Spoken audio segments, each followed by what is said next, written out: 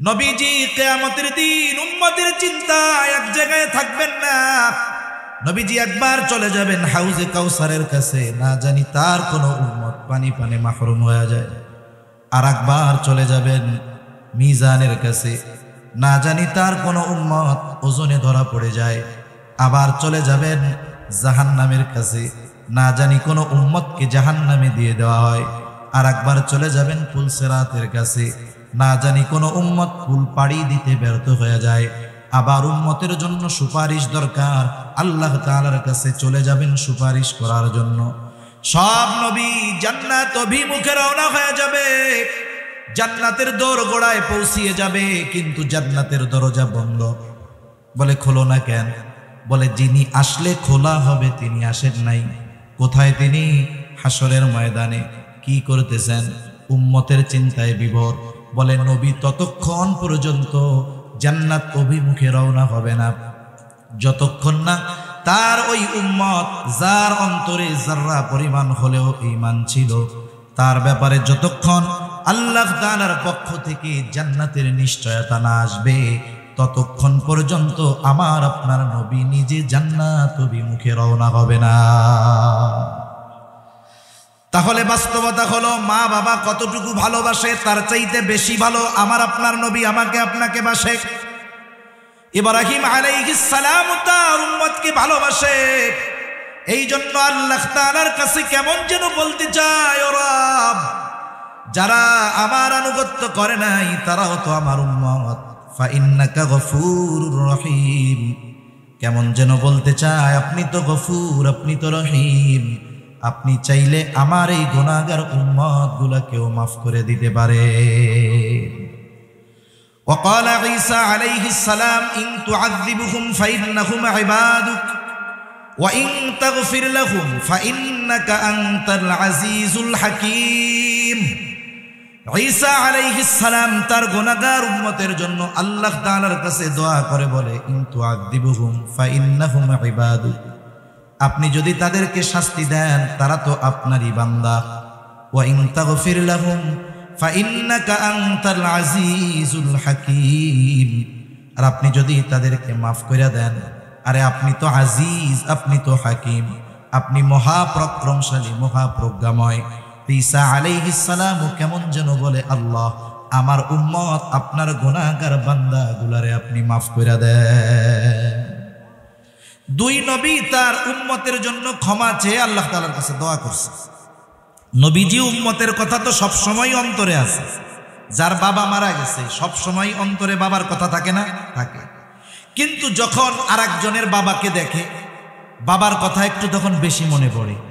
নবীজি সব সময় উম্মতের চিন্তা করেন, কিন্তু দুই নবী যখন উম্মতের ব্যাপারে দোয়া করছে উম্মতের কথা একটু বেশি মনে পড়ে গেছে। এবার নবীজি কি করলেন? ফারাফা ইয়াদাইহি ওয়া ক্বালা আল্লাহুম্মা উম্মতি উম্মতি ওয়া বাকা। নবীজি দুই হাত উঁচু করলেন, দুই হাত উঁচু করে বলতেছেন, আল্লাহুম্মা উম্মতি আল্লাহুম্মা উম্মতি, আয় আল্লাহ আমার উম্মত আমার উম্মত। আর দুই চোখ দিয়ে অজরে পানি ঝরে পড়তেছে। নবীজি কান্না করেন আর এটা বলতেছেন, আমার উম্মত আমার উম্মত। আল্লাহ তাআলা জিবরাইল আলাইহিস সালামকে বলে, জিবরাইল যাও মুহাম্মাদের কান্নার কারণ জিজ্ঞাসা করো। জিবরাইল আলাইহিস সালাম চলে এসেছে, এসে জিজ্ঞাসা করে আপনার কান্নার কারণ কি? যদিও আপনার কান্নার কারণ আপনার মালিক জানে, এরপরেও তিনি শুনতে চায়। আরে আল্লাহ জানার পরে কেন শুনতে চায়? মাঝে মধ্যে আমি বলি, বৃহস্পতিবার বিকাল বেলায় মক্তবের বা হিফজখানার ছোট একটা বাচ্চা ওস্তাদের কাছে গেছে আসরের পরে, ওস্তাদের পাশে বসে শুধু কান্না করে, কিছু বলে না। ছোট বাচ্চা, বলেন তো বৃহস্পতিবারে কোনো মক্তবের বা হিফজখানার ছোট বাচ্চা যদি হুজুরের পাশে বসে কান্না করে, কি জন্য কান্না করে ওস্তাদকে বলার দরকার আছে নাকি? বলেন তো কেন কান্না করে? ছুটি চায়, বাসায় যেতে চায়, ওস্তাদও বুঝে, জিজ্ঞাসা করে কান্না করো কেন? এবার কান্নার গতি আরো বাইরা যায়। ও চিন্তা করে আমি কাঁদতেছি কেন? হুজুর বোঝার পরেও আবার জিজ্ঞাসা করে কেন? হুজুর বলে, তুমি যতই কান্নাকাটি করো লাভ নাই, কারণ আগে কও। এইবার কান্না জড়িত কণ্ঠে ছেলেটা ওস্তাদের কাছে বলে, ওস্তাদ আমার আম্মাকে একটু দেখতে মন চায়, ছোট ভাইটাকে একটু দেখতে মন চায়, একটু ছুটি দেন, বাড়িতে যাব। ওস্তাদ এবার একটা হাসি দিয়া বলে, যাও, আগামীকাল মাগরিবের আগে চলে আসবা। এখন কথা হলো, ছাত্রের কান্নার কারণ জানার পরেও ওস্তাদ ছাত্রর মুখে শুনতে যায় কেন? বলে এটা হলো ওস্তাদ আর ছাত্রের মধ্যে মহব্বতের বহিঃপ্রকাশ। নবীজি কান্না করে কেন জানার পরেও কেন আল্লাহ শুনতে চায়? বলে এটা হলো আমার আপনার নবীর প্রতি আল্লাহ তাআলার ভালোবাসার বহিঃপ্রকাশ। উম্মতের ব্যাপারে সব কথা খুলে বলছে জিবরাইল আলাইহিস সালামকে। জিবরাইল আলাইহিস সালাম গিয়ে বলে, আল্লাহ আপনার হাবিবের কান্নার কারণ তার উম্মত। আল্লাহ তাআলা বলে, যাও আমার হাবিবকে মুহাম্মদকে গিয়া জানায় দাও, অচিরেই আমি তাকে তার উম্মতের ব্যাপারে সন্তুষ্ট করব, অসন্তুষ্ট করব না। আল্লাহ তাআলা কোরআনুল কারীমের মধ্যে সূরাতুদ দুহার মধ্যে বলেন, ওয়ালা সাউফা ইউতিকা রাব্বুকা ফাতারদা, অচিরেই আপনার রব আপনাকে এমন কিছু দিবেন যে আপনি খুশি হয়ে যাবেন। এই আয়াতের তাফসীরে এই হাদিসটা আসছে। আর এর জবাবে নবী বলেন, আমি ততক্ষণ পর্যন্ত খুশি হব না যতক্ষণ আমার সব উম্মতকে আল্লাহ মাফ করবে না। তাহলে নবীজির প্রতি আমাদের প্রতি নবীজির ভালোবাসা কেমন, এটা বোঝার জন্য দুনিয়ার কোনো মানুষের স্বাক্ষর দরকার নাই। সাল্লাল্লাহু তাআলা আলাইহি ওয়া আলা আলিহি ওয়া আসহাবিহি ওয়া বারাকা ওয়া সাল্লাম ওয়া বারাকা ওয়া সাল্লামা তাসলিমান কাসীরান কাসীরা। أما بعد فأعوذ بالله من الشيطان الرجيم.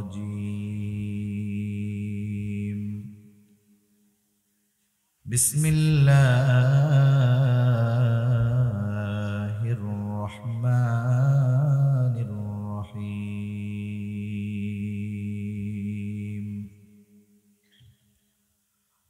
وما أرسلناك إلا رحمة للعالمين.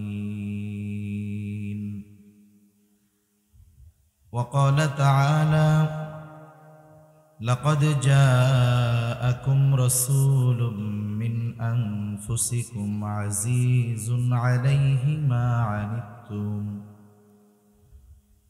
عزيز عليه ما عنتم حريص عليكم بالمؤمنين حريص عليكم بالمؤمنين رؤوف رحيم.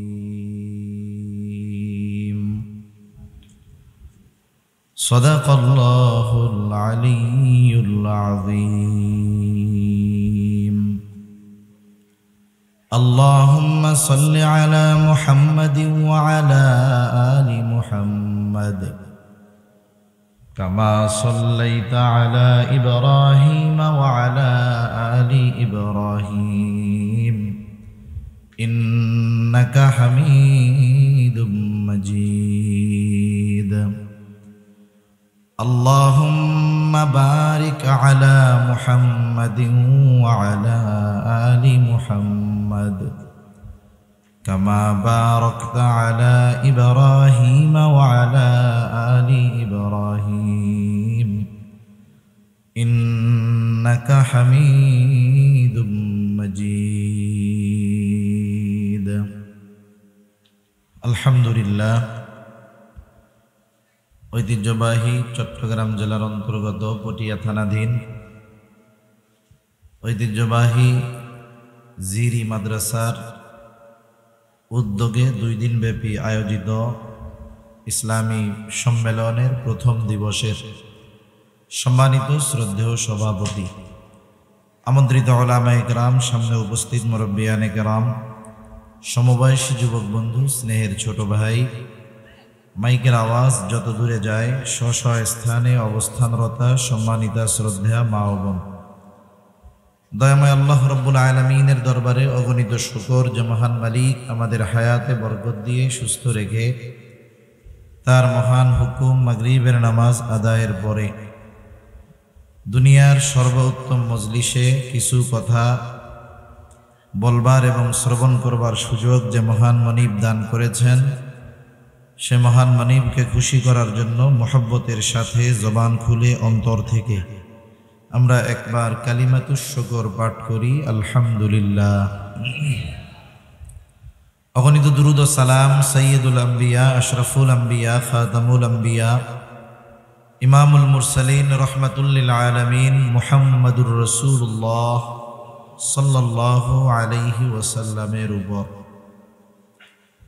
আল্লাহ সুবহানাহু ওয়া তাআলা আমাদেরকে এ দুনিয়াতে অনেক নেয়ামত দান করেছেন। দামি দামি নেয়ামত আল্লাহ তাআলা আমাদেরকে দিয়েছেন। সাথে সাথে প্রতিনিয়ত আমরা আল্লাহ তাআলার অনুগ্রহের ভিতরে আছি, দয়ার ভিতরে আছি। প্রতিটা জীবনের প্রতিটা ক্ষণে ক্ষণে, প্রতিটা মুহূর্তে মুহূর্তে মহান রব আমাদের প্রতি করুণা বর্ষণ করেছেন, অনুগ্রহের ধারা তিনি আমাদের উপরে অব্যাহত রেখেছেন। এ দুনিয়াতে এমন কোনো সৃষ্টি নাই যে আল্লাহ তাআলার নেয়ামত ভোগ করতেছে না। এ দুনিয়াতে আল্লাহ তাআলা অনেক দামি দামি নেয়ামত, যারা ইসলাম বিদ্বেষী, বেঈমান, নাস্তিক, এমন মানুষগুলাও প্রতিনিয়ত আল্লাহ তাআলার দেওয়া অসংখ্য দামি দামি নেয়ামত ভোগ করতেছে। এই দুনিয়াতে আল্লাহ প্রদত্ত দামি দামি নেয়ামতগুলোর মধ্যে অন্যতম দামি এক নেয়ামত হলো আল্লাহ তাআলা আমাদেরকে ঈমানের মতো মহা এক নেয়ামত দান করেছেন। সাথে সাথে মুহাম্মাদুর রাসূলুল্লাহ সাল্লাল্লাহু আলাইহি ওয়াসাল্লামের উম্মত তিনি আমাদেরকে বানিয়েছেন। এমন এক নবীর উম্মত আল্লাহ তাআলা আমাদেরকে বানিয়েছেন, সেই নবীর শান, মান, মর্যাদা দুনিয়ার কোনো মানুষ আলোচনা করে রাসূলুল্লাহ সাল্লাল্লাহু আলাইহি ওয়াসাল্লামের যেই শান, মান, মর্যাদা পরিপূর্ণভাবে কোনো বক্তা বক্তব্যের মাধ্যমে, কোনো লেখক তার লেখার মাধ্যমে রাসূল আকরাম সাল্লাল্লাহু আলাইহি ওয়াসাল্লামের আখলাক, চরিত্রকে বলা এবং কালি দিয়ে সাদা কাগজে লিপিবদ্ধ করা অসম্ভব। কারণ রাসূল সাল্লাল্লাহু আলাইহি ওয়াসাল্লামের চারিত্রিক ব্যাপারে আল্লাহ তাআলার ঘোষণা হলো ওয়া ইন্নাকা লাআলা খুলুকিন আযীম, আপনি মহান চরিত্রে অধিষ্ঠিত। আমরা যাকে বড় বলি, আমরা যা কিছু বড় বলি, সেই বড়র একটা সীমাবদ্ধতা থাকতে পারে, কিন্তু আরশে আজিমের মালিক যেটাকে মহান বলেন, সেটা কত মহান হতে পারে, কত বড় হতে পারে, এটা আমাদের মতো সাধারণ মানুষের জন্য কল্পনায় আনাও অসম্ভব। শুধু তাই না, এমন এক নবীর উম্মত আল্লাহ তাআলা আমাদেরকে বানিয়েছেন যে এই পৃথিবীতে এমন একটা মুহূর্ত অতিবাহিত হয় না যেই মুহূর্তে আল্লাহ তাআলার নামের সাথে সাথে আমার আপনার নবীজির নাম উচ্চারিত হয় না। এই পৃথিবীর প্রতিটা মুহূর্তে আল্লাহ তাআলার নামের সাথে মুহাম্মাদুর রাসূলুল্লাহ সাল্লাল্লাহু আলাইহি ওয়াসাল্লামের নাম উচ্চারিত হতে থাকে। যেমন মুসলিম বিশ্বে সর্বপ্রথম ফজরের আজান শুরু হয় ইন্দোনেশিয়া থেকে নিয়ে, এভাবে একেবারে চলতে থাকে আফ্রিকার দেশ মৌরিতানিয়া পর্যন্ত। ইন্দোনেশিয়া থেকে নিয়ে মৌরিতানিয়ার এই সময়ের দূরত্ব হলো 9 ঘন্টা। তার মানে ইন্দোনেশিয়াতে যখন সুবহে সাদিক হয়, ফজরের ওয়াক্ত হয়, তার ঠিক 9 ঘন্টা পরে ওই মৌরিতানিয়ায় ওখানে ফজরের ওয়াক্ত হয়। তাহলে ইন্দোনেশিয়া থেকে শুরু হলো ফজরের আজান। এক ধারাবাহিকতায় এই আজান গোটা পৃথিবীব্যাপী ফজরের আজান চলে কমপক্ষে 9 ঘন্টা। কয় ঘন্টা? 9 ঘন্টা। আজানের মধ্যে আল্লাহ তাআলার বড়ত্বের কথা বলার সাথে সাথে আমার আপনার নবীজির কথা আছে না নাই? আছে। আবার নামাজ চলতেছে, নামাজের মধ্যে আমার আপনার নবীজির কথা আছে না নাই? মজলিস চলতেছে, নবীজির কথা আছে না নাই? দোয়া চলতেছে, যত বিনয়ের সাথে দোয়া করা হোক না কেন, যেই দোয়ার মধ্যে দুরূদ শরীফ নাই, আল্লাহ তাআলার কাছে ওই দোয়া পৌঁছাবে না। তাহলে জীবনের প্রতিটা পারতে পারতে আল্লাহ তাআলা রাসূল আকরাম সাল্লাল্লাহু আলাইহি ওয়াসাল্লামের আলোচনাকে রেখে দিয়েছেন। এজন্য আল্লাহ তাআলা বলেন, ওয়া রাফা'না লাকা যিকরাক, আমি আপনার স্মরণকে, আপনার আলোচনাকে সমুন্নত করে দিয়েছি। সুবহানাল্লাহ। যেখানেই আল্লাহ সেখানেই আলোচনা হয় মুহাম্মাদুর রাসূলুল্লাহ সাল্লাল্লাহু আলাইহি ওয়াসাল্লামের। কেন হবে না? কারণ আল্লাহ তাআলা আমার আপনার নবীজির সম্মান ওই পর্যন্ত পৌঁছিয়ে দিয়েছেন। আমার আপনার নবীর আগে এ দুনিয়াতে 1 লক্ষ মতান্তরে 2,24,000 নবী রাসূল আগমন করেছেন। অনেক বড় বড় নবী দুনিয়ায় এসেছেন। আল্লাহ তাআলা আমার আপনার নবীর আগে কোন নবীকে গোটা সৃষ্টি জগতের জন্য নবী হিসাবে পাঠান নাই।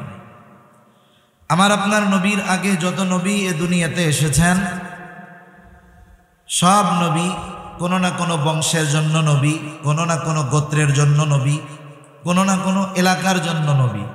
কিন্তু গোটা পৃথিবী তথা গোটা সৃষ্টি জগতের জন্য আল্লাহ তাআলা আমার আপনার নবীর আগে কাউকে নবী বানিয়ে পাঠান নাই।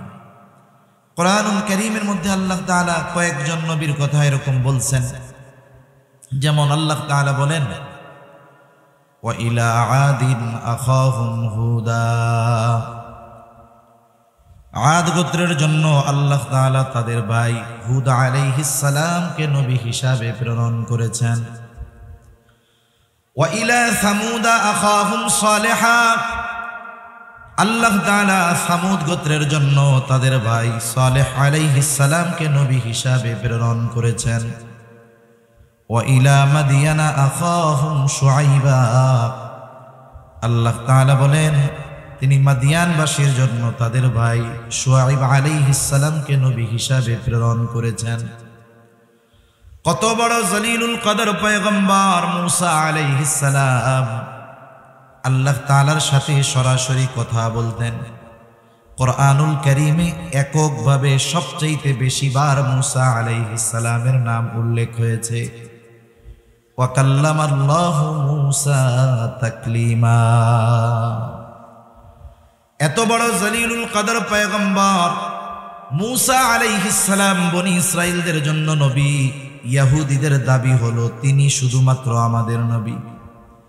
হযরত ঈসা আলাইহিস সালাম আল্লাহ তাআলা তার মাধ্যমে তার কুদরতের বহির্প্রকাশ ঘটিয়েছেন। পিতাবিহীন তিনি দুনিয়াতে এসেছেন। আল্লাহ তাআলা এমন কুদরত তার মাধ্যমে বহির্প্রকাশ করিয়েছেন। শুধু তাই না, যখন ঈসা আলাইহিস সালাতু ওয়াস সালাম মাতৃকোলে ছিলেন, দুগ্ধপোষ্য শিশু, যে কথা বলতে পারে না, কিছু বোঝে না, ওই অবস্থায় মুসা আলাইহিস সালামের জবান থেকে কথা বের করেছেন কে? আল্লাহ তাআলা মুসা ঈসা আলাইহিস সালামকে একেবারে সদ্য ভূমিষ্ঠ শিশু, জবান খুলে দিয়েছে, মানুষের সামনে কথা বলছে। আদম আলাইহিস সালাতু ওয়াস সালাম আল্লাহ তাআলা বলেন, খলাকতু বিয়াদাইয়া, আমি নিজের হাতে সৃষ্টি করেছি। আদম আলাইহিস সালামের ব্যাপারে আল্লাহ তাআলা বলেন তিনি মানব কুলের পিতা, কিন্তু সব মানুষের জন্য নবী না। ইব্রাহিম আলাইহিস সালাতু ওয়াস সালাম কত জলিলুল কদর পয়গম্বর, তিনি আমাদের নাম রেখেছেন মুসলমান, মুসলিম মিল্লাতের পিতা তিনি। আল্লাহ তাআলা বলেন, মিল্লাতা আবিকুম ইব্রাহিম হুয়া সাম্মাকুমুল মুসলিমিন, তিনি সব মুসলমানদের পিতা, তবে সব মুসলমানের জন্য নবী না। কিন্তু আমার আপনার নবীর ব্যাপারে আল্লাহ তাআলা বলেন, আপনি বলেন, কুল ইয়া আইয়ুহান নাসু ইন্নী রাসূলুল্লাহি ইলাইকুম জামিআ। আপনি বলেন, আমি তোমাদের সকলের জন্য আল্লাহ তাআলার পক্ষ থেকে প্রেরিত রাসূল, প্রেরিত হয়েছি। তাহলে আমার আপনার নবী কোন গোত্র, কোন বংশ, শুধুমাত্র আরবের জন্য নবী নয়। আল্লাহ তাআলা জানিয়ে দেন আমার আপনার নবী হলেন সকলের জন্য নবী। এই সকলের জন্য নবী দ্বারা কি শুধু এই পৃথিবীবাসী তাদের জন্য নবী, বা শুধুমাত্র মানুষ আমার আপনার নবী কি শুধু তাদের জন্য নবী? বিষয়টা এমন নয়, বরং গোটা সৃষ্টিকুলের সকলের জন্য নবী হলেন আমার আপনার নবী। নবীজির আগে সব নবীর নবুয়তির একটা পরিব্যাপ্তি ছিল, এরিয়া ছিল, নির্দিষ্ট সীমানা ছিল, গণ্ডি ছিল।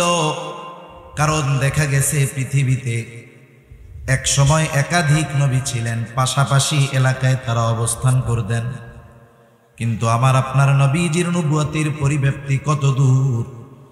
আমার আপনার নবীজির নবুয়তির পরিব্যাপ্তি হলো তত দূর, আল্লাহ তাআলার রুবুবিয়তের বিস্তৃতি যত দূর। তার মানে যেই জায়গার রব আল্লাহ, সেই জায়গার নবী রহমত মুহাম্মাদুর রাসূলুল্লাহ।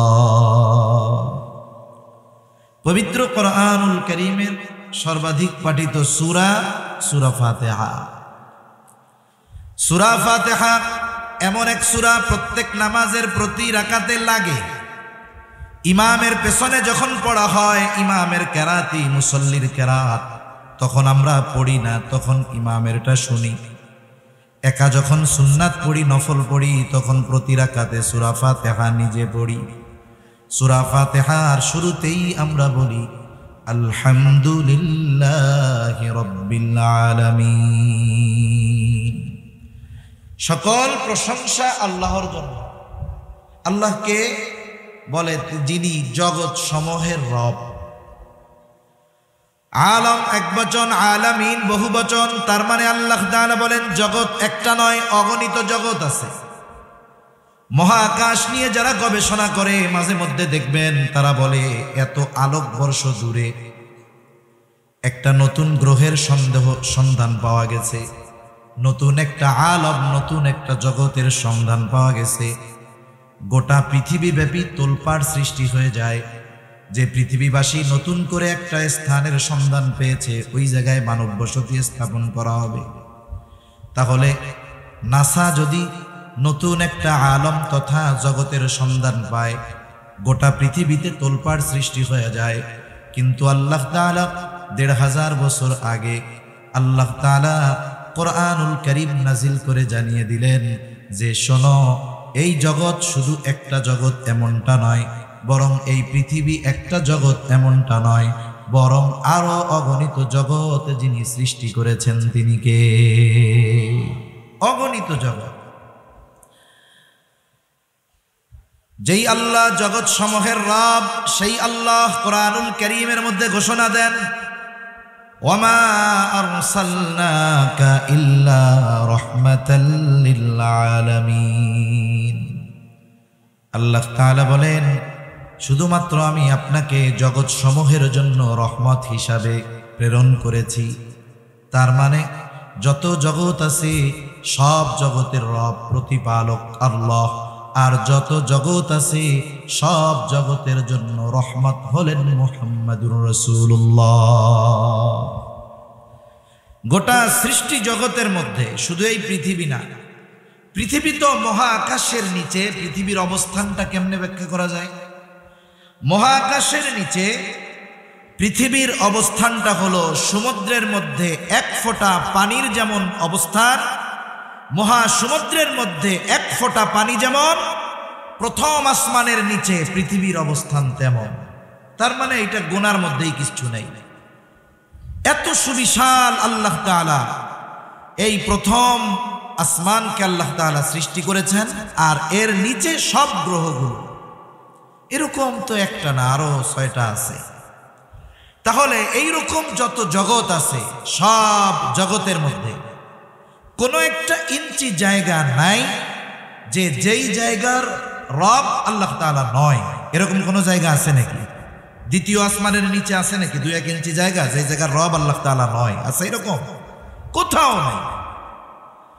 যেমন গোটা সৃষ্টি জগতের মধ্যে 1 ইঞ্চি জায়গাও নাই যেই জায়গার রব আল্লাহ তাআলা নয়, অনুরূপভাবে গোটা সৃষ্টি জগতের মধ্যে 1 ইঞ্চি জায়গাও নাই যেই জায়গার রহমত আমার আপনার নবী নয়।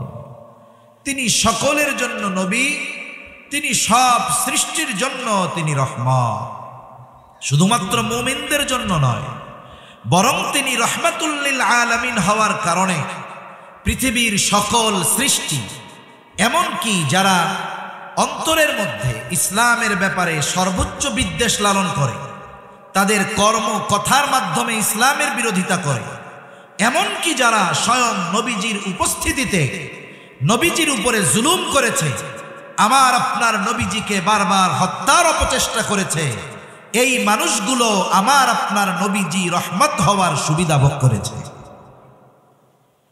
গোটা পৃথিবীর কাফেররা নবীজি রহমাতুল লিল আলামিন হওয়ার সুবিধা ভোগ করতেছে, কিয়ামত পর্যন্ত করবে। নবীর কারণেই তো আল্লাহ তাআলা যারা ইসলাম বিদ্বেষী কাফের, এদেরকে সমূলে ধ্বংস করে দিবেন না, এটা আল্লাহ তাআলার প্রতিশ্রুতি। তা না হলে যেই পরিমাণ পাপাচার অনাচার, নবীজি যদি আল্লাহ তাআলার কাছে এই ফরিয়াদ না করতেন, তাহলে দেখা যাইত অতীতের অনেক উম্মতের মতো এই উম্মতেরও কিছু মানুষের উপরে এমন আযাব আসতো যে তারা সমূলে নির্মূল হয়ে যাইত। এজন্য আমার আপনার নবীর কারণে সমূলে নির্মূল করে দেওয়া হয় না। শুধু তাই না, আবু জেহেল, উতবা, সাইবা এরাও নবীজির কারণে বাইচা গেছে। আবু জেহেল একদিন নবীজির সামনে এসে নবীজিকে শুনিয়ে শুনিয়ে বলতেছে আল্লাহ, নবীজিকে শোনায়া আল্লাহ তাআলার কাছে দোয়া করে বলে, আল্লাহ সত্যই যদি আপনি এই কোরআন নাজিল করে থাকেন, তার মানে সত্যই যদি এই কোরআন আপনি মুহাম্মাদের উপরে নাজিল করে থাকেন, তাহলে আমাদেরকে পাথর বর্ষণ করেন অথবা যন্ত্রণাদায়ক শাস্তি দেন। আবু জেহেল নবীজিকে শুনিয়ে শুনিয়ে আযাব কামনার দোয়া করে কার কাছে? আল্লাহ তাআলার কাছে। বলেন তো, আল্লাহ তাআলার কাছে কোনো বান্দার যদি কিছু চাইতে মন চায়, আল্লাহ তাআলা মনে হয় মুখ দিয়া জোরে উচ্চারণ না করলে শুনতে পারে না, এমন নাকি? বরং কথা মুখে আনা লাগে না, হৃদয়ে যদি থাকে কোনো কথা, দুনিয়ার কেউ না জানলেও জানেন কে? আল্লাহ তাআলা জানেন। তাহলে ওর যদি আযাব গজব মনেই চায় যে আসুক আমার উপরে, তাইলে নবীজিকে শুনিয়ে শুনিয়ে বলার দরকার কি? গভীর রাতে উঠে আল্লাহ তাআলার কাছে বললেই তো হইল। 1 নাম্বার বলার কারণ হলো যে আসলে এই কথার দ্বারা নবীজিকে একটু খোসা দিতে চায়, কষ্ট দিতে চায় কথার মাধ্যমে। 2 নাম্বার বিষয় হলো যে মক্কার মুশরিকেরা আল্লাহ তাআলার কাছে কেন চায়, দোয়া করে? ওরা তো ওদের দেবদেবীদের কাছে গিয়া বলবে। বাস্তবতা হলো মক্কার মুশরিকেরা যদিও আল্লাহ তাআলার সাথে শিরিক করত, তবেও তারা আল্লাহ তাআলার অস্তিত্বে অবিশ্বাসী ছিল না, বরং স্রষ্টা হিসাবে তারা আল্লাহ তাআলাকে বিশ্বাস করত। এ কথা আমার নয়, বরং কোরআনুল কারীমের মধ্যে আল্লাহ তাআলা বলেন, ওয়ালাইন সাআলতাহুম মান খালাকাস সামাওয়াতি ওয়াল আরদ লায়াকুলুন্নাল্লাহ। আল্লাহ তাআলা বলেন, আপনি যদি তাদের কাছে জানতে চান, তাদেরকে যদি জিজ্ঞাসা করেন মান খালাকাস সামাওয়াতি ওয়াল আরদ, আসমান এবং জমিনের স্রষ্টাকে, এই প্রশ্ন যদি আপনি তাদের কাছে করেন, ওরা ওদের দেবদেবীদের কথা বলবে না। জবাব কি দিবে? আল্লাহ তাআলা 2টা তাকিদ দিয়ে তাদের জবাব বলেন। আল্লাহ তাআলা বলেন, লায়াকুলুন্নাল্লাহ, আপনার এই প্রশ্নের জবাবে অবশ্যই অবশ্যই তারা বলবে আসমান এবং জমিনের স্রষ্টা হলেন আল্লাহ। নবী জিজ্ঞাসা করবেন কাফেরদের, আসমান জমিনের স্রষ্টাকে। কাফেররা জবাব কি দিবে? যে লাত, মানাত, উজ্জা না, বরং আল্লাহ তাআলা 2টা তাকিদ সহকারে বলেন অবশ্যই অবশ্যই এরা বলবে আসমান জমিনের স্রষ্টা কে? আল্লাহ। আল্লাহ তাআলা এক জায়গায় বলেন, ওয়ালা ইন সাআলতাহুম মান নাযালা মিনাস সামাই মাআন ফাআহইয়া বিহিল আরদা বা'দা মাউতিহা। আপনি যদি তাদের জিজ্ঞাসা করেন, মান নাযালা মিনাস সামাই মা, কে আসমান হতে বাড়ি বর্ষণ করে, পানি বর্ষণ করে, শুধু তাই না, ফাআহইয়া বিহিল আরদা বা'দা মাউতিহা, ওই পানি বর্ষণ করার দ্বারা মৃত জমিন তথা ফসল উৎপাদনের অনুপযুক্ত জমিনকে কে ফসল উৎপাদনের জন্য উপযুক্ত করে তোলে। অর্থাৎ ওই পানির দ্বারা মৃত জমিনকে কে পুনরুজ্জীবিত করে তোলে। ওরা ওদের দেবদেবীদের কথা বলবে না, কি বলবে জবাবে? আল্লাহ তাআলা বলেন, লা ইয়াকুলুন্নাল্লাহ, আপনার এই প্রশ্নের জবাবে অবশ্যই অবশ্যই তারা বলবে, এগুলো যিনি করেন তিনি কে? বলবে অবশ্যই অবশ্যই আল্লাহ এগুলো দেন। আল্লাহ তাআলা এক জায়গায় বলেন, ওয়ালা ইন সাআলতাহুম মান খালাকাহুম লা ইয়াকুলুন্নাল্লাহ, আপনি যদি তাদের জিজ্ঞাসা করেন তাদের স্রষ্টাকে, কে তাদেরকে সৃষ্টি করেছে, তারা নাস্তিকদের মতো বলবে না এমনিই হয়ে গেছি, প্রাকৃতিকভাবে হয়েছি, বরং কি বলবে? লা ইয়াকুলুন্নাল্লাহ, অবশ্যই অবশ্যই আমাদের স্রষ্টা হলেন আল্লাহ। তাহলে আল্লাহ তাআলার অস্তিত্বের ব্যাপারে তাদের কি দৃঢ় বিশ্বাস ছিল, কিন্তু তারা এমন কিছু আল্লাহ তাআলার সাথে শিরক করত যার কারণে তাদের এই বিশ্বাস মূল্যহীন হয়ে গেছে, কোনো দাম নাই। আবার নবীজি এক জায়গায় বলেন, আবু জেহেল আল্লাহ তাআলার কাছে দোয়া করেছে, আল্লাহ তাআলা আবু জেহেলের দোয়াও কবুল করেছেন।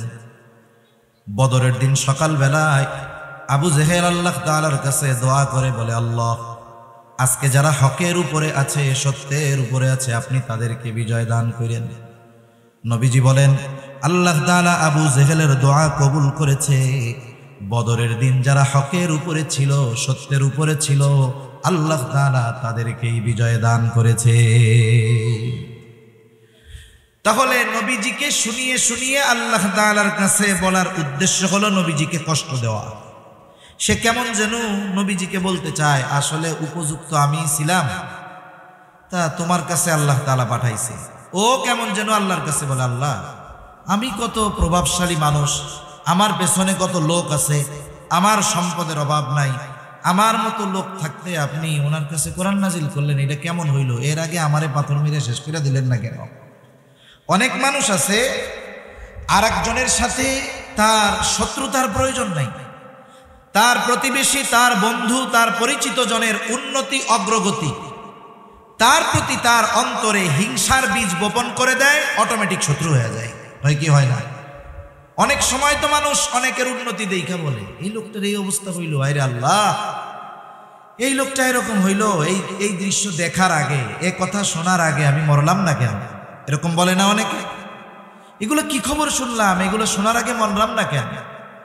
এই যে বলতেছে মরলাম না কেন, বা আমার মরণ হলো না কেন, এ টাইমে যদি আজরাইল এসে বলে যে তোমার তো মরতে মন চায়, তাহলে আমার সাথে চলো, ও কি মরতে চাইবে নাকি? ও বলবে, দুরু মিয়া, আমি কি মরতে চাইছি? এমনি এমনি কইছি। তার মানে চিন্তা করেন, পরশ্রী কাতরতা, হিংসা কেমন এক রোগ যে এটার কারণে অনেক সময় মানুষ নিজের মৃত্যুও কামনা করে। এজন্য বুজুর্গদের সোহবতে যাওয়া দরকার আমাদের, যাতে আমাদের এই অন্তরের রোগগুলো দূর হয়ে যায়। অন্তরের রোগ এটা জটিল এক জিনিস। যেমন পৃথিবীতে যত ভয়ানক রোগ আছে, মরণ ব্যাধি, দেখবেন এই মরণ ব্যাধি যে রোগগুলো, এই রোগগুলোর আলামত শরীরের বাহির অংশে প্রকাশ পায় খুব কম। হার্টের রোগ আপনি বাহিরে কিছু দেখবেন না, ভিতরে ক্যান্সারের জীবাণু দেহ খেয়ে ফেলছে, বাহিরে কিছুই টের পাওয়া যায় না। এই হিংসা হলো মানুষের ঈমান ধ্বংস করা, আমল ধ্বংস করার অন্যতম এক রোগ। এজন্য আল্লাহ তাআলার কাছে দোয়া করা, যারা এই রুহানি চিকিৎসক, অন্তর পরিশুদ্ধ করার চিকিৎসক, যারা হক্কানি বুজুর্গানে দ্বীনের সোহবতে গিয়ে আমাদের দিলগুলাওকে পরিষ্কার করা দরকার, ঠিক কিনা বলেন? তা আবু জেহেল এই কথা নবীজিরে শোনায় শোনায় বলতেছে, মানুষ যখন আমাকে আপনাকে কোনো কথা বলবে, তিরস্কার করে খোঁচা মেরে মানুষ হিসাবে স্বাভাবিক আমার আপনার খারাপ লাগতেই পারে, ঠিক কিনা বলেন? আবার অনেক সময় অনেক ভদ্র মানুষ আছে, মানুষ যদি তাকে তিরস্কার করে কিছু বলে চুপ করে থাকে। সবাই তো আর একরকম না। মনে করেন কতজন হুজুরদের বলে জঙ্গি, মোল্লা, মানুষের বাড়িতে খায়, এই করে সেই করে। দেখবেন কিছু মানুষ আছে শরীফ মানুষ, উনি খালি শুনে, কিছু বলে না, মাথা নিচু করে চলে আসে। আবার অনেক সময় অনেকে আছে যে তিনি খুব ভদ্র, সাথে আছে এক বন্ধু, এটা খুব চেতা। এখন ওই ভদ্র মানুষকে কেউ যদি তিরস্কার করে, সে যদিও কিছু না বলে, কিন্তু সাথে যে শক্তিশালী বন্ধু সে চুপ করে বসে থাকে না, প্রতিবাদ করে বলে, মিয়া আমার বন্ধুটারে ভদ্র পাইছো এই জন্য কিছু কও না, আমারে বইলা দেখতা সাইজ করে দিতাম, ঠিক কিনা বলেন? জাহেল, মূর্খ, অজ্ঞ কোন ব্যক্তিকে উদ্দেশ্য করে কিছু বলে, আল্লাহর বান্দা চুপ করে থাকে, এটা তার দুর্বলতা নয়। অনেক সময় চুপ থাকা, জবাব না দেওয়া, এটাই বড় প্রতিবাদ, ঠিক কিনা? এজন্য রহমানের বান্দাদের যত গুণাবলী আছে, এর মধ্যে একটা গুণ আল্লাহ তাআলা বলেন, ওয়াইদা খাতাবাহুমুল জাহিলুনা ক্বালু সালামা। আবু জেহেল নবীজিকে শোনায় শোনায় কথা বলে, নবীজি কিছু বলেন না, কিন্তু আবু জেহেল যে আমার আপনার নবীকে কষ্ট দিতে চায়, যে কথাগুলো বলতেছে, আল্লাহ তাআলা শুনেন কি শুনেন না? নবী ঠিক কিছুই বলেন নাই, কিন্তু আল্লাহ তাআলা জবাব পাঠায় দিলেন আমার আপনার নবীর জবান দিয়ে। আল্লাহ তাআলা বলেন, হাবিব, আসলে ওরা যা বলে, ওরা যা করে, ওরা যে শাস্তি কামনা করে তার চাইতে কঠিন বিষয়ের উপযুক্ত তারা, কিন্তু শাস্তির উপযুক্ত হওয়ার পরেও কেন আমি শাস্তি দেই না শুইনা নেন। আল্লাহ তাআলা বলেন, ওয়ামা কানাল্লাহু লিয়ুআযযিবাহুম ওয়া আনতা ফীহিম। শাস্তি দেই না কেন? এটা আপনার সম্মানার্থে। আপনি যতক্ষণ তাদের মধ্যে আছেন, শুধুমাত্র আপনার সম্মানার্থে আমি তাদেরকে আযাব দেই না। তাহলে আবু জেহেল, উতবা, সায়েবা সহ এরা শাস্তির উপযুক্ত, শাস্তির উপযুক্ত, শাস্তি পাওয়ার মতো কথা কাজ সবকিছু করার পরেও আল্লাহ তাআলা আযাব কেন দেন নাই? বলে আপনি আছেন এই জন্য দেই নাই। কেন দেই নাই? বলে আপনি তো রাহমাতুল লিল আলামিন, আপনি এই পৃথিবীতে আছেন আর শাস্তি দেব, আযাব দিব, এটা হতে পারে না, কারণ আযাব আর রহমত একসাথে থাকতে পারে। এজন্য অতীতে যত নবীর উম্মতদেরকে আল্লাহ তাআলা শাস্তি দিয়েছেন, এমনটা কখনো হয় নাই আল্লাহ আযাব দিয়েছেন আর ওই জায়গায় ওই নবী উপস্থিত আছে, এমনটা হয় নাই।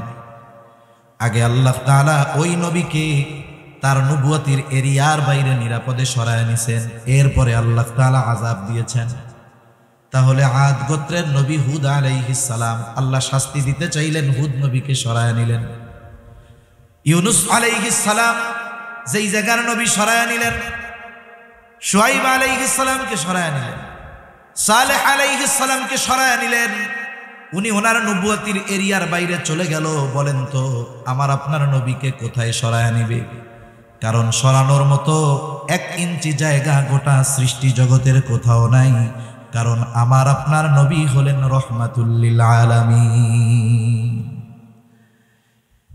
আমার আপনার নবীর সম্মানার্থে কাফেররা শাস্তি পায় নাই নগদে, নাইলে ওরা যা করছে শাস্তির উপযুক্ত ছিল।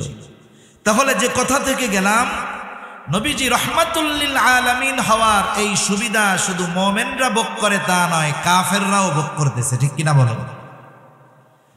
আবার দেখেন এই উম্মতের জন্য নবীজির কেমন দয়া, আল্লাহ তাআলা তার অন্তরটাকে কত নরম বানায় দিয়েছে, অন্তরের মধ্যে কত রহমত, কত দয়া ভরপুর করে দিয়েছে। আব্দুল্লাহ ইবনে আমর ইবনুল আস রাদিয়াল্লাহু তাআলা আনহু থেকে বর্ণিত, নবীজি কোরআন থেকে তিলাওয়াত করলেন, যা আল্লাহ তাআলা ইব্রাহিম আলাইহিস সালামের ব্যাপারে নাজিল করেছেন। কোরআনে কি নাজিল করেছেন? আল্লাহ কোরআনুল কারীমের 13তম পারা সূরা ইব্রাহিমের মধ্যে আল্লাহ তাআলা ইব্রাহিম আলাইহিস সালাম তার গুনাহগার উম্মতের জন্য ক্ষমা চেয়ে আল্লাহ তাআলার কাছে দোয়া করেছেন।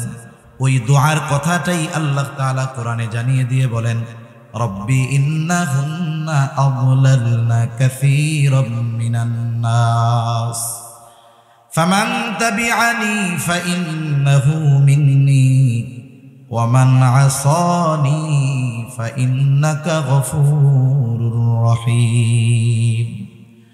ইব্রাহিম আলাইহিস সালাম বলেন, ও রব, এই প্রতিমাগুলো, এই মূর্তিগুলো অধিকাংশ মানুষকে পথচ্যুত করে ফেলেছে। ফামান তাবিআনি ফাইন্নাহু মিন্নী, যে আমার আনুগত্য করেছে সে তো আমার দলভুক্ত। আমান আসানি, যে আমার আনুগত্য করে নাই, যদিও করে নাই, যদিও মানে নাই, তথাপিও তো ইব্রাহিম আলাইহিস সালামের উম্মত। কারণ আমার আপনার নবীজির নবুয়তির পরে কিয়ামত পর্যন্ত যত মানুষ আসবে, যত মানুষ আছে, যত মানুষ দুনিয়া থেকে চলে গেছে, যে যে ধর্মের অনুসারী হোক না কেন, সকল মানুষই আমার আপনার নবীজির উম্মত। অনেক সময় এমনটা হয় যে বাধ্য সন্তানের চাইতে মা বাবা অবাধ্য সন্তানকে নিয়ে চিন্তিত বেশি থাকে, দোয়া তার জন্য বেশি করে, তার কথা মানুষের কাছে বেশি বলে। সন্তান অবাধ্য কিন্তু তার জন্য বেশি চিন্তিত থাকে। কেন? বলে মোহাব্বতের কারণে। চিন্তা করে যেগুলো তো বাধ্য ওগুলো তোর একটা রাস্তা হইছে, কিন্তু যেটা অবাধ্য এটার কি হবে। মা বাবা সন্তান খারাপ হওয়ার পরেও তাকে ত্যায্য পুত্র করে দেয় না, বের করে দেয় না, বরং তার পরিবর্তনের জন্য আল্লাহ তাআলার কাছে দোয়া করে, মানুষের কাছে বলে, উলামায়ে কেরামের কাছে বলে, দেখেন একটু কিছু করা যায় কিনা। কেন করে? মোহাব্বতের কারণে। বলেন তো, মা বাপ সন্তানকে যত মোহাব্বত করে তার চাইতে নবী তার উম্মতকে মোহাব্বত কম করে না বেশি করে? কত বেশি করে এটা মাপা যাবে না, পরিমাণ পরিমাপ করা যাবে না। কত ভালোবাসে নবী। আসলে আমাকে আপনাকে ভালোবাসে কে, দুনিয়াতেও এটা মোটামুটি বোঝা যায়। মুসিবতে বিপদে যে পাশে থাকে আসলে সে ভালোবাসে। মুখ দিয়া শুধু বললে হবে না ভালোবাসি ভালোবাসি, কিন্তু বিপদের সময় নাই। বাস্তবে এই সব মানুষ ভালোবাসে না, বাস্তবে ভালোবাসে তারা বিপদে পাশে থাকে যারা। এই দুনিয়ার বিপদ চোখ বন্ধ হবে, বিপদ শেষ। আসল বিপদ তো কিয়ামতের দিন, আসল বিপদ তো মুসিবতের দিন। দুনিয়ার বিপদে, দুনিয়ার মুসিবতে সন্তান যদি বিপদে পড়ে বাবা সাহায্যের জন্য দৌড়িয়ে যায়, ভাই বিপদে পড়লে ভাই যায়, বাবা পড়লে ছেলে যায়, ছেলে পড়লে বাবা যায় সাহায্য করার জন্য। বলেন তো, কিয়ামতের দিন যখন কেউ মুসিবতে পড়বে, বাবা মুসিবতে পড়লে সন্তান কি বাবার পাশে এসে দাঁড়াবে নাকি? ওই দিনের মুসিবত এমন মুসিবত কেউ কাউরে চিনবে না। আল্লাহ তাআলা বলেন, ইয়াউমা ইয়াফিরুল মারউ মিন আখিহি ওয়া উম্মিহি ওয়া আবিহি ওয়া সাহিবাতিহি ওয়া বানিহি লিকুল্লি ইমরিইন মিনহুম ইয়াউমা ইদিন শা'নুন ইউগনি। কিয়ামতের দিন ভাই ভাইয়ের থেকে পলায়ন করবে, ওয়া উম্মিহি ওয়া আবিহি, পিতা মাতার থেকে পলায়ন করবে, ওয়া সাহিবাতিহি ওয়া বানিহি, স্ত্রী সন্তানদের থেকে পলায়ন করবে। দুনিয়ায় একটা বাবা 14 ঘন্টা 16 ঘন্টা 18 ঘন্টা ডিউটি করে, অনেকে দেশে করে অনেকে বিদেশে করে। সারাদিন পরিশ্রমের পর এই লোকটা যখন বাসায় ফিরে মা বাবার চেহারা দেখে, স্ত্রী সন্তানের চেহারা দেখার সাথে সাথে তার 16 ঘন্টা 18 ঘন্টার কষ্ট দূর হয়ে যায়। প্রবাসে যারা থাকে কত পরিশ্রম কষ্টের পরে বাসায় ফিরে মোবাইলে ফোন দেয়, এই সন্তানের চেহারাটা দেখতে যায়, একটু কথা বলে, মোবাইলের চেহারা দেখে সারাদিনের কষ্ট তার দূর হয়ে যায়। তার মানে দুনিয়ার কষ্ট দূর করার জন্য মানুষ স্ত্রীর চেহারা দেখে, সন্তানের চেহারা দেখে, মা বাবার সাথে কথা বলে, মা বাবার চেহারা দেখে। কিন্তু কিয়ামতের দিন ওই মুসিবত এমন মুসিবত, যেই দিন সন্তানের চেহারা দেখলে চিন্তা দূর হবে না, মা বাবার চেহারা দেখলে চিন্তা দূর হবে না, বরং ওই দিন মানুষেরা স্ত্রী সন্তানদের চেহারা দেখাটাকে আরো বড় মুসিবতের কারণ মনে করবে। এই জন্য একজন একজনের থেকে পালাতে থাকবে। সেই দিন সবাই নিজ চিন্তায় বিভোর থাকবে, চিন্তিত থাকবে সবাই।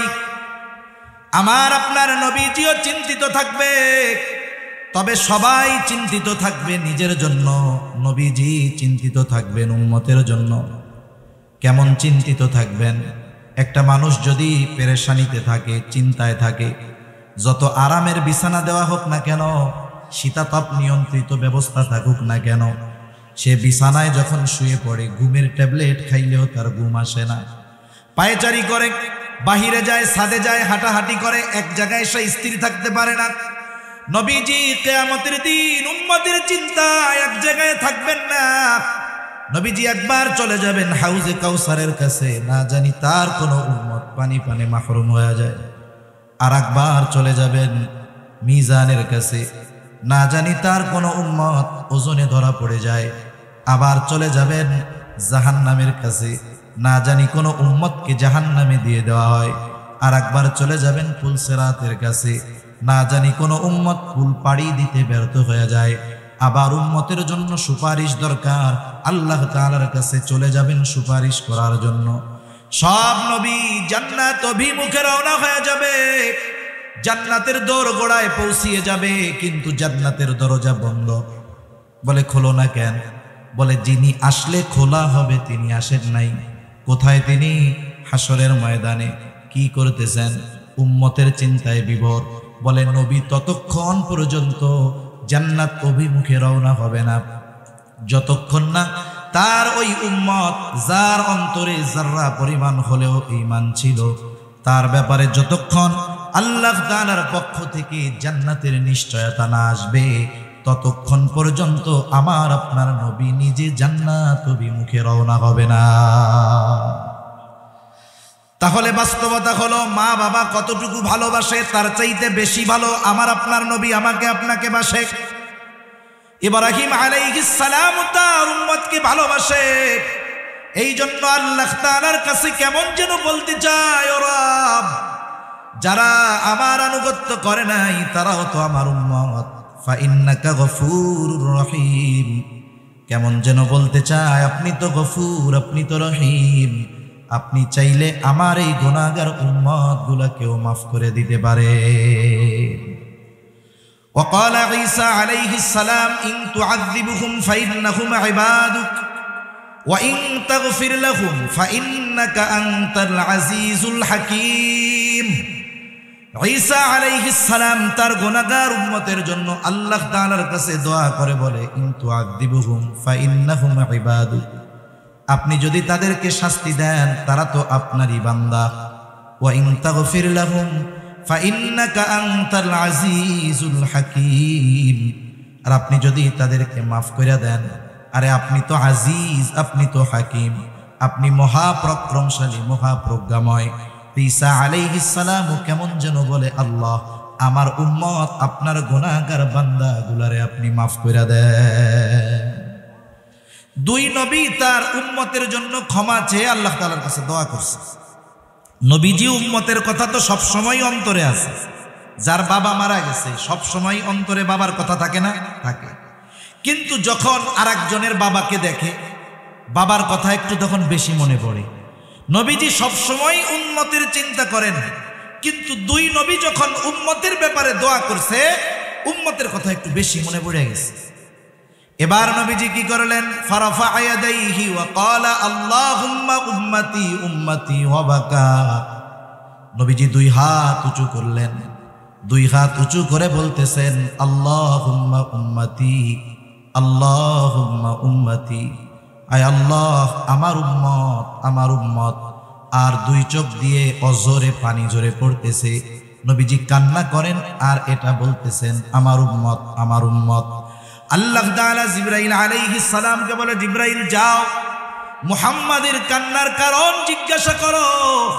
জিবরাইল আলাইহিস সালাম চলে এসেছে, এসে জিজ্ঞাসা করে আপনার কান্নার কারণ কি? যদিও আপনার কান্নার কারণ আপনার মালিক জানে, এরপরেও তিনি শুনতে চায়।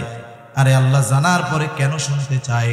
মাঝে মধ্যে আমি বলি, বৃহস্পতিবার বিকাল বেলায় মক্তবের বা হিফজখানার ছোট একটা বাচ্চা ওস্তাদের কাছে গেছে আসরের পরে।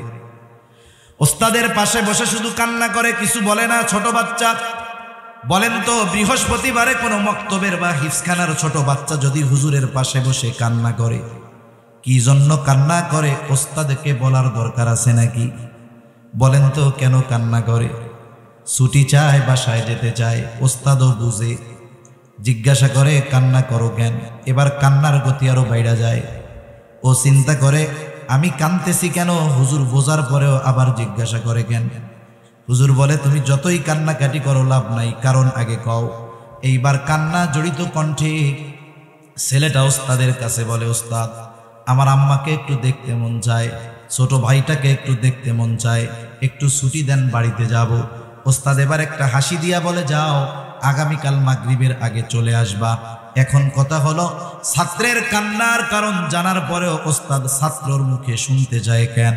বলে এটা হলো ওস্তাদ আর ছাত্রের মধ্যে মহব্বতের বহিঃপ্রকাশ। নবীজি কান্না করে কেন জানার পরেও কেন আল্লাহ শুনতে চায়? বলে এটা হলো আমার আপনার নবীর প্রতি আল্লাহ তাআলার ভালোবাসার বহিঃপ্রকাশ। উম্মতের ব্যাপারে সব কথা খুলে বলছে জিবরাইল আলাইহিস সালামকে। জিবরাইল আলাইহিস সালাম গিয়ে বলে, আল্লাহ আপনার হাবিবের কান্নার কারণ তার উম্মত। আল্লাহ তাআলা বলে, যাও আমার হাবিবকে মুহাম্মদকে গিয়া জানায় দাও, অচিরেই আমি তাকে তার উম্মতের ব্যাপারে সন্তুষ্ট করব, অসন্তুষ্ট করব না। আল্লাহ তাআলা কোরআনুল কারীমের মধ্যে সূরাতুদ দুহার মধ্যে বলেন, ওয়ালা সাউফা ইউতিকা রাব্বুকা ফাতারদা, অচিরেই আপনার রব আপনাকে এমন কিছু দিবেন যে আপনি খুশি হয়ে যাবেন। এই আয়াতের তাফসীরে এই হাদিসটা আসছে। আর এর জবাবে নবী বলেন, আমি ততক্ষণ পর্যন্ত খুশি হব না যতক্ষণ আমার সব উম্মতকে আল্লাহ মাফ করবে না।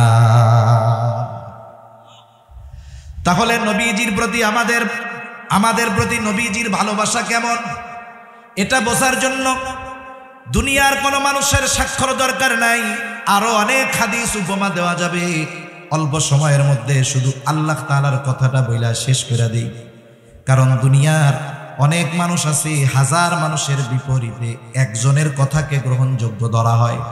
হাজার মানুষ একদিকে আর এক ব্যক্তি একদিকে, ঠিক কিনা বলেন? আল্লাহ রাব্বুল আলামিন স্বয়ং নিজে জানিয়ে দেন নবীজির আমাদের প্রতি কত মায়া, কত দয়া, কত মোহাব্বত, কত ভালোবাসা।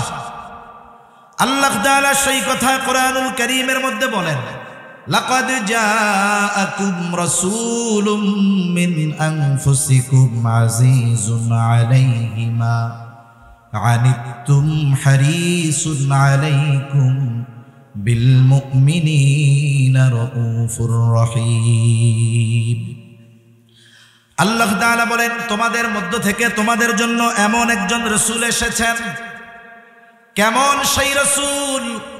আল্লাহ তাআলা এক নাম্বার বলেন, আজিজুন আলাইহি মা আনিতুম, তোমাদের জন্য যেটা কষ্টের সেটা তার জন্য কষ্টের। তার মানে তিনি হলেন সমব্যথী।